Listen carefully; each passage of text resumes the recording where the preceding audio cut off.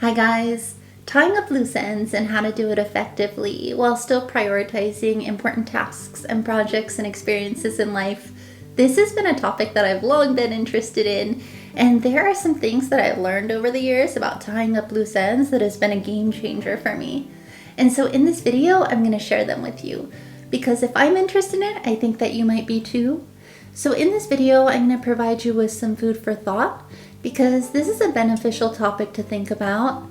If you review your habits regarding loose ends once in a while, it can really help to reduce mental clutter and for life and for tasks to flow more smoothly. So anyways, I'm going to give you some food for thought and then also share with you some action tips that have really helped me and others that I know. By the way, my name is Mika and I'm a writer, and I also own a small professional home organizing business. And over the years, I've worked in hundreds of homes helping to declutter and organize and simplify with the ultimate goal of making a client's home feel great and authentic to them. And I've seen so many amazing transformations. Anyways, when I'm in homes, we're usually dealing with physical clutter.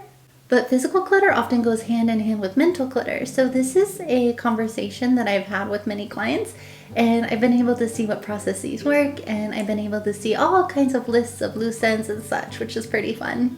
So anyways, getting into it. What are loose ends? Loose ends are those things that we need to do at some point, but they've been left undone. Loose ends can refer to a variety of unfinished or incomplete aspects of our lives. They can be tasks or projects or responsibilities, or even emotional or unresolved matters that need attention or closure. And they can range from unfulfilled promises to follow-up communications that need to be done, or lingering tasks that remain on our to-do list. And these loose ends are just like open threads that are waiting to be tied up and completed. We can stay on top of a few loose ends, but if they accumulate and we don't have a good system or strategy or habits in place for dealing with them, loose ends can clutter up our minds and even create a sense of unease. So let's talk a little bit about what can happen when loose ends pile up and how loose ends can affect us. So it depends on who you are and how you handle things and what your systems and processes are. But we'll go over just a few common and basic things that can happen when loose ends pile up. So first, loose ends can be draining and create a sense of drag on our energy levels and also our daily experiences. This is especially true if we're trying to mentally juggle them or if we get overwhelmed by them. And that's why it's important to have a strategy in place and tie up loose ends as we go. In terms of an energy drain, this is how I think of it sometimes. So if you take a pipe with good water flow, and that represents your energy flowing, then with a tiny leak or a few tiny leaks, it affects you, but not enough to notice it. But with a bunch of tiny loose ends or a bunch of tiny leaks, the water pressure or water flow, which is an analogy to human energy and, our life force, it can begin to become affected.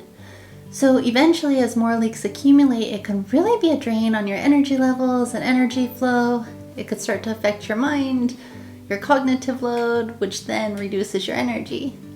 Second, loose ends can also hinder our productivity and ability to focus. Where focus goes, energy flows. So if you're trying to do something like work on a project and something catches your eye out of your peripheral, then your energy or your focus, it might get scattered. Some energy and attention will go in that direction, and then we have to rein it back in. And we think an upward of 60,000 thoughts per day, and many of those thoughts are repetitive. So if you have to declutter a stack of papers on your desk, or make a return to a store, or send an email, or leave a review, those thoughts will pop in and out of your mind multiple times throughout the day. When we have a lot of loose ends taking up space in our minds, then it pulls our energy and focus in different directions, in multiple directions. And this can disturb your focus and concentration. And it can also make you feel like you have way more to do that day than you actually do. Third, so there's the cognitive load theory, which you may already know of. I don't remember much about middle school, I don't have that many vivid memories, but randomly I do remember learning about cognitive load theory. So basically, cognitive load theory says that our working memory has a capacity or limits. So we have a certain amount of mental space for our working memory or for cognitive activity. And we only have so much space in our short-term memory, and when things pile up, it takes up that mental space. That's why it's really helpful to get stuff off of our mind and capture those things onto a piece of paper that we can reference, which we'll talk about in a few minutes. When we do have a heavy cognitive load, there are certain effects. It can lead to us being distracted, less focused, or even making more mistakes when we're working on something. Heavy cognitive load can even make us more susceptible to stereotyping people and situations because we're automating, and it's easier to categorize and jump to conclusions than to actually see people or situations with critical thinking because mental space is already loaded. There's also research that heavy cognitive load can disturb balance in some people. But if we reduce that cognitive load, it gives us more working cognitive capacity to focus on what we need to focus on. Then we'll find ourselves with more energy and focus and clarity. Fourth, loose ends can lead to stress. Chronic stress isn't good for us, but many people suffer from chronic stress every day. I think that there are times that we can overestimate the amount of stress that we can handle in a healthy way. And then when we do this, we take on more than we can handle, thinking, oh, it'll be okay. And then we find out that eventually it wreaks havoc on our minds and bodies. Gabor Mate has some really good books, one being called When the Body Says No, and the other one's called The Myth of Normal. The title of The Myth of Normal says it all. Like, being stressed has become normal. But it's not good for us, and it's associated with all kinds of adverse effects, including autoimmune conditions, which one of the books is about. But if you have chronic stress in your life and you're also dealing with an autoimmune condition, I'd highly recommend that book. It's such a great book, and then I'll link that in the description below. Fifth, accumulated loose ends, they can pull us away from the present. Life comes with responsibilities and to-dos that we have to take care of, but that's just one part of our brilliant, multifaceted lives. So loose ends can be insidious though, because when tasks pile up, they can take up a disproportionate amount of space and time and energy in our lives. There's that saying that the present is a present, and it's up to us to mind our time and our presence. There's this quote by Buddha, and he says, the problem is that you think you have enough time. And I think that it's a reference to taking our present moment for granted. You know, I happened to be somewhere a few weeks ago where they were doing this Tai Chi class, and so I happened to be there at the right time, so I joined. And it was this hour-long class, and the time went by so slowly, like in a good way. I really appreciated it. And I think that it was because I was so fully present. Like if I'm editing a YouTube video or writing a chapter or working with the client, the time can go by in a flash. But sometimes it's really nice to slow down so that time doesn't pass by so quickly. And it's up to us to manage our peace. And along with that comes managing our loose ends and responsibility in a way that we can make time to be present. And there's strategies for that. And no one else is in charge of our minds and perceptions except for us. So when we're able to deal with our responsibilities well, and we can come from a place of calm, we're usually able to do things better. Sixth is having loose ends to tie up. It can manifest in a variety of symptoms or feelings. Here are some common ones. So have you ever felt like you kept getting that nagging feeling like you're forgetting something? Or that you feel overwhelmed and you don't know why? So loose ends have a subtle way of giving us those types of feelings. Seventh, another thing is when loose ends pile up, they can become priorities themselves. So there's something that we'll talk about in a few minutes that I find really interesting, but there aren't usually priority items that are loose ends, but there are important items in our loose ends. And it's really best to take care of those loose ends as you can before the loose ends become priorities. And finally, important things might be overlooked.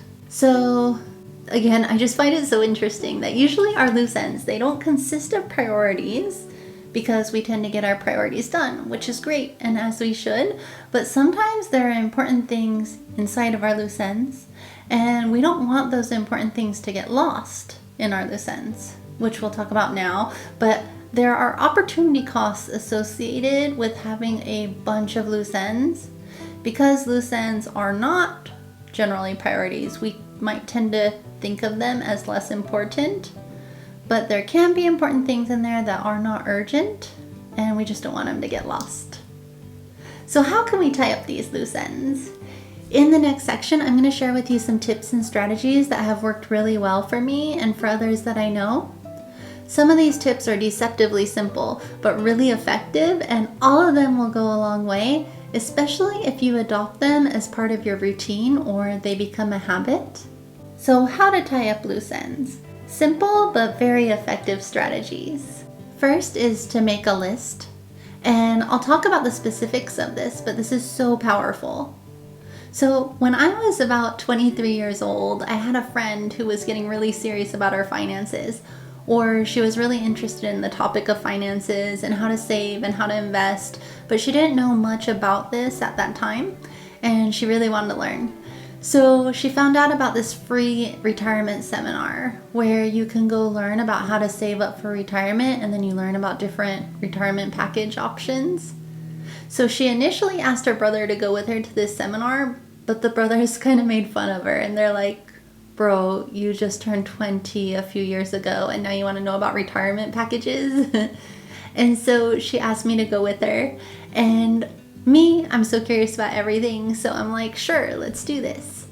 And I remember walking in, and it was more like a series of night classes, but I remember feeling a little bit out of place because everyone else in the room was like nearing retirement, and we were the only 23-year-olds in there.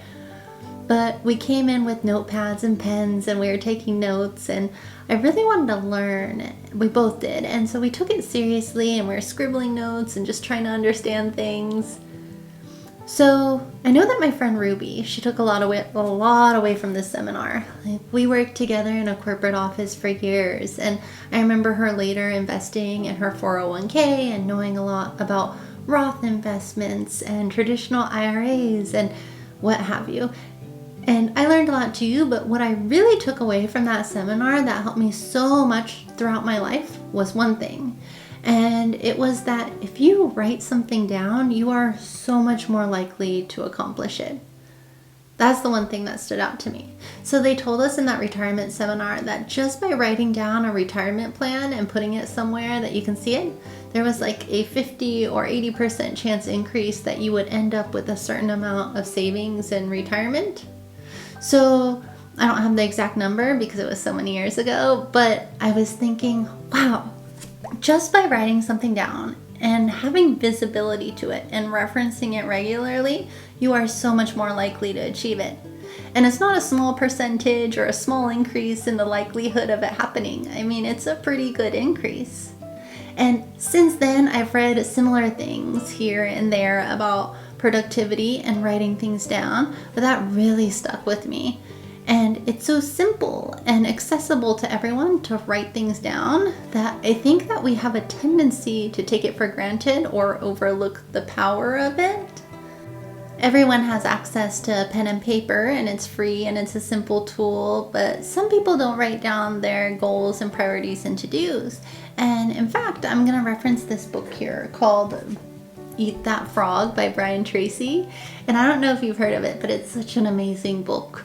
So over the years, I've read a lot of productivity books, and there are some really great ones out there. But out of all the ones that I've read, this is my favorite. I pulled out this book to give credit where credit is due because some of my key productivity habits that have made a big difference in my life, I've learned from him. And there's a few things that I'll tell you about now that I've learned from this book. So, along with the importance of writing things down that I learned with the seminar, in here he talks about the importance of writing down your goals and how the clarity that you gain from writing it down versus the ambiguity of holding it in your mind can make a big difference. And he says, here's a great rule for success. Think on paper. So only about 3% of adults have clear written goals. These people accomplish 5 to 10 times as much as people of equal or better education and ability, but who, for whatever reason, have never taken the time to write out exactly what they want. And so here he's talking about goals, but he also talks about working off of lists. And he says basically the time that you take to write the list will save you a lot of time and bring you a lot of clarity. So it's just so worth making a list. Anyways, one really helpful thing that you can do is to make a master list of everything that you have to do, including all of your loose ends. So write down your to-dos and your tasks that have to be done, everything that you can think of. And in the process, you'll identify all of your loose ends, so any unfinished tasks or unresolved conflicts, unexpressed emotions, things that you have to buy, anything that you have to do, or neglected responsibilities that you haven't really wanted to give thought to. Like, get all these things out of your mind and then capture it onto a piece of paper. And if you don't already have a master to-do list of your to-dos that you regularly reference, then this can work wonders. And you'll find yourself crossing off tasks much quicker than when you kept them in your mind. With a master to-do list of everything that you have to do, it reduces your cognitive load and it quiets your mind. And if your tasks are captured somewhere dependable, then you don't have to worry about forgetting about it. You get a clear visual overview of everything that you have to do. And with that comes the next tip or key element that is helpful. And it's to take the tasks that are on your list and prioritize them. So with the list or visual overview, it becomes way easier to prioritize your tasks based on their urgency and importance and impact on your life. And this is so important because it puts you on the right trajectory. So there's a quote that says something like, the worst use of time is to do something and to do it well, then realize that you never needed to do it in the first place, or that it has no effect on your life. So you really want to prioritize and put your energy into things that are going to provide value to your life and move you forward and bring you closer to your goals or improve your life experiences. And I say that because goals can be about work and projects and responsibilities, but they can also be about experiences and various aspects of life as well. But it's really important to prioritize, whether you scour your list and highlight the most important, or use the A, B, C, D, E method, or put them in descending order of importance. The important thing is that you prioritize and then just pick one method and stick to it. Various methods are good and they'll all work, but the key is like sticking to one. And I think sometimes we can take a lot of time and effort and energy to think of what the best tool is when, all these tools will work, and it's just about sticking to a tool and not overthinking things. There are a few things that can be counterproductive with lists that I just want to bring up. So first is not using a list at all, because some people, might try to capture everything in our minds, and then it just fills up cognitive load and things are not that clear. But the other mistake when you do use lists that you probably want to try to avoid is having the same list in multiple places. So I wrote it down once, but then I wrote it down once again, and then I wrote it down once again, and now they're in different places and I don't even know if they're accurate. Then you're not reducing cognitive load because it's not a dependable list.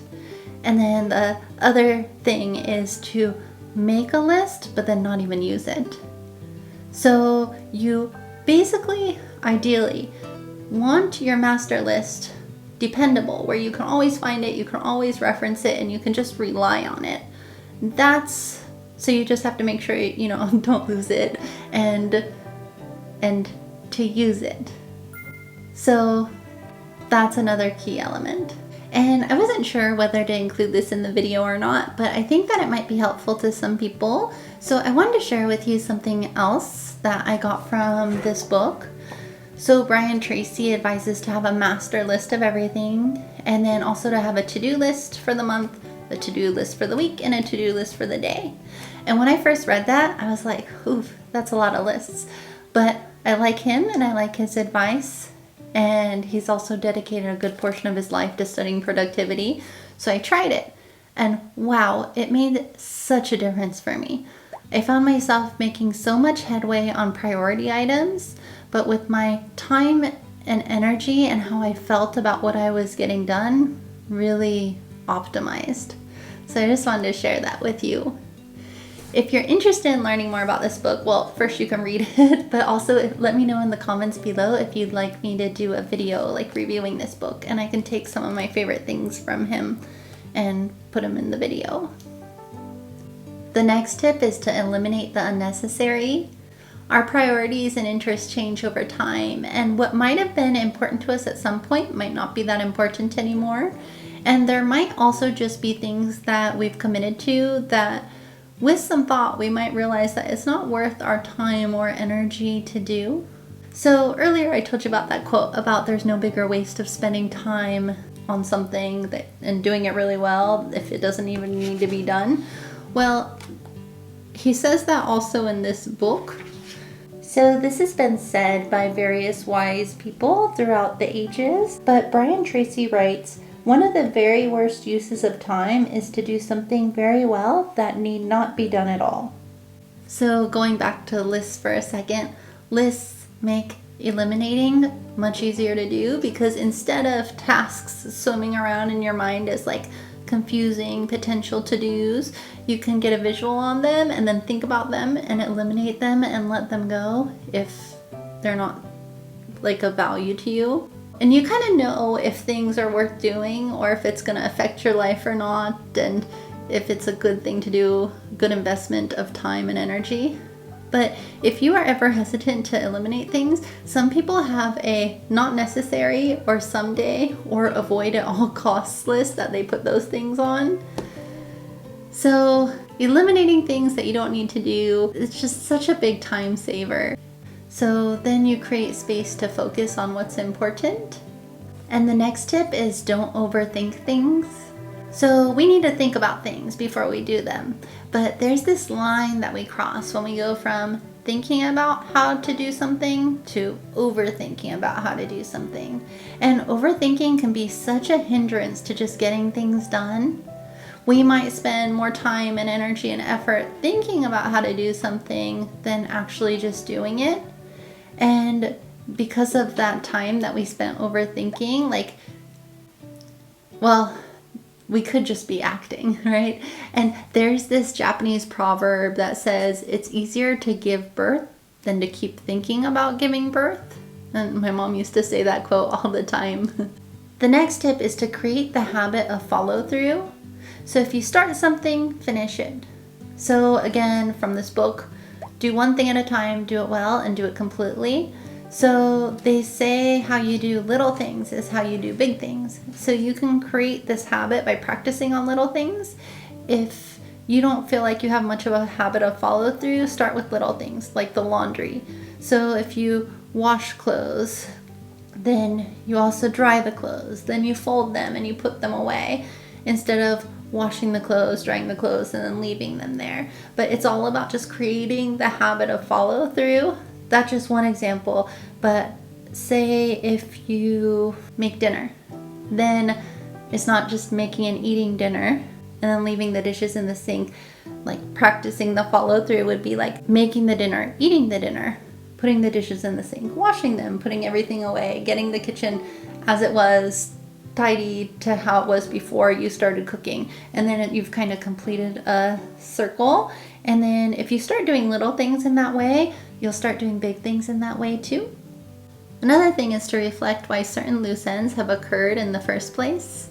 Like maybe it might help to put certain habits in place so that they don't stack up in the future. So you can take a look at where your loose ends are coming from. Like you might be able to prevent them in the future from the root of the situation. Like, are there a lot of loose ends that keep arising from one area? And is there something that you can start doing that would take care of it? So, for example, one of the reasons that loose ends can arise is due to overcommitment. And what could really impact our time adversely is when we say yes to so many things, like too many things, and then we overload our schedules or fill our time or our calendars with unmeaningful commitments or tasks that won't matter in the long run. Or if we take on too many tasks or responsibilities, it could lead to unfinished work. Like when you have too much on your plate, or in your mind, or in your calendar, it becomes difficult to allocate sufficient time and resources to each task, which can result in loose ends. So it might be helpful to assess, are you taking on too much and where can you scale it down? And it might take some thought and planning to eliminate and reduce things to the right amount of things for you. But if you let go of the right things, it can have a resounding effect on your life and coming days and weeks and months or even years. Procrastination is another reason why loose ends might accumulate. And procrastination is when we delay tasks or put them off until the last minute. And basically, when we procrastinate, we usually think that we have more time than we do, or we worry about running out of things to do. And life brings us tasks and responsibilities, and we won't ever run out of things to do. And if we ever do run out of things to do, that's great, because you could take a day off or relax or spend time on things that are meaningful to you. I find that things are usually on the opposite end of the spectrum, where things take longer than we initially anticipate. And it's a gift and a service to yourself to grant yourself more time than you think that you need, or to allocate more time. Then you're not rushing or stressing. We might be creating more loose ends by doing things also like over shopping or committing to unnecessary activities, or buying things we don't need because, they catch our eyes because they're on sale, or all these things that take up energy, space, and time that could quickly steal away our peace of mind and add to our to-do lists. Suddenly we might find ourselves inundated with a bunch of niggly to-dos. Another thing is the 2-minute rule. So getting in the habit of quickly taking care of things right then and right there. If it takes less than 2 minutes to do, then just take care of it, and then that thing doesn't weigh on you later. Then it doesn't become a thought that comes into your mind and stays with you, taking up space in your mind. So you don't even make it into a thing, you just do it. And then also to be kind to yourself. So loose ends are a part of life, and everyone has had them or has them. So if you ever feel frustrated with yourself or are unkind to yourself when loose ends accumulate, it can be actually really helpful and efficient and just a better experience overall to exercise self-compassion. If a lot of loose ends accumulate that need to be tied up, you might feel heavy and full and frenetic, and it might feel stressful. Some people might feel a lot of pressure. But if so, walk yourself through it to a place of calm. Finish one thing at a time and finish it completely and well. And with each thing that you get done, you'll feel better about yourself and the tasks, and that motivates you to get the next thing done and the next thing. Also, sometimes we might not be as efficient or effective as we can be because of limiting beliefs or negative self-perceptions. But consider that it isn't you inherently. It's about having the right habits, systems, or routines in place that work for you. And when you do this and you're your own cheerleader and you're making headway, it can have a drastic effect on your efficiency and capability to get things done. A mixture of discipline and kindness can go a long way and be transformative. Whatever you believe about yourself will be. So I hope that you enjoyed this video and found it informative. If you did, could you please hit the like button, as it helps more people to find my channel, and I'd really appreciate it. If you'd like to see more videos like this, please subscribe, and thank you so much for watching. See you in the next video.